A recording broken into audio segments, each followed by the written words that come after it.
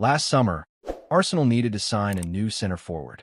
Benjamin Sesko was in their crosshairs, but he ultimately ended up signing a new contract with current employers, RB Leipzig.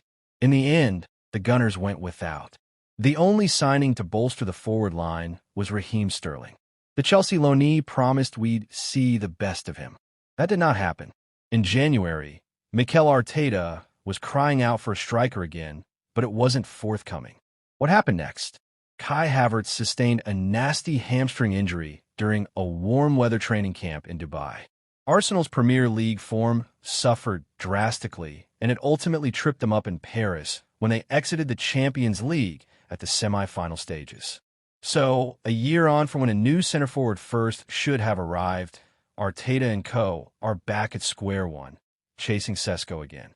Arsenal moving closer to signing a new center forward. When you end the campaign with Mikel Merino up top, you know something has gone drastically wrong. In all fairness, Merino was fine. Fine being the key word. He wasn't exceptional. He wasn't the spearhead you need to win a Premier League or Continental title, but he did score 6 goals in 12 outings as a striker. That's not bad at all, but it's not the 54-goal tally Victor Gyökeres scored. It's not the 27 goals Alexander Isak scored.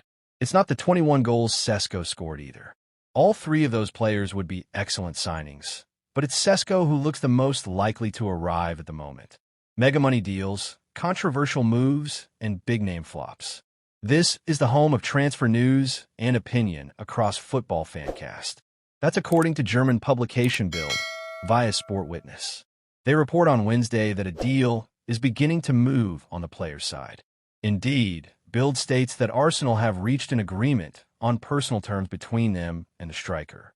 While that doesn't mean anything is wrapped up with Leipzig, the report does note that Arsenal have signaled to the Bundesliga club that they're set to make a bid that will not fall below their expectations financially.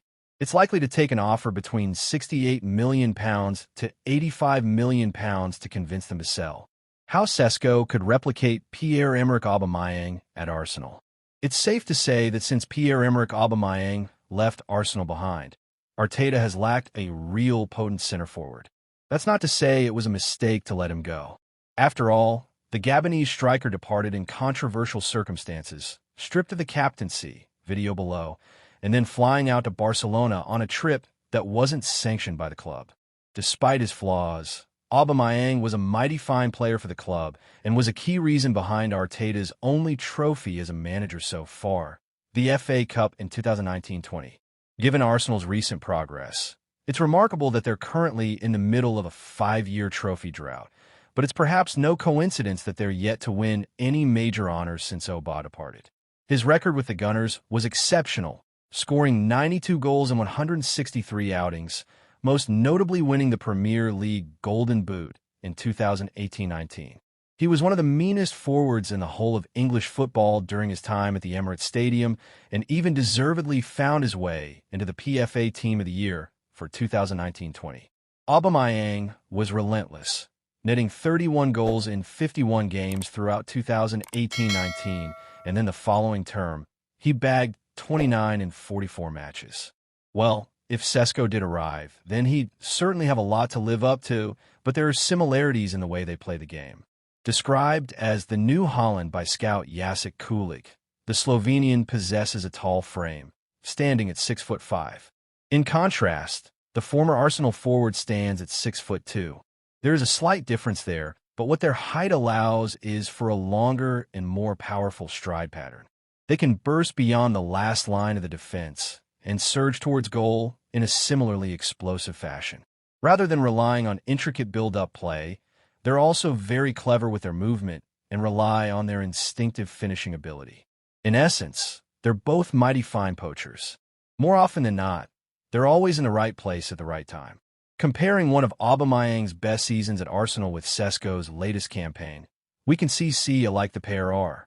They took a near-identical number of touches and completed a near-identical rate of successful passes per 90 minutes, suggesting their actions in the build-up are very similar.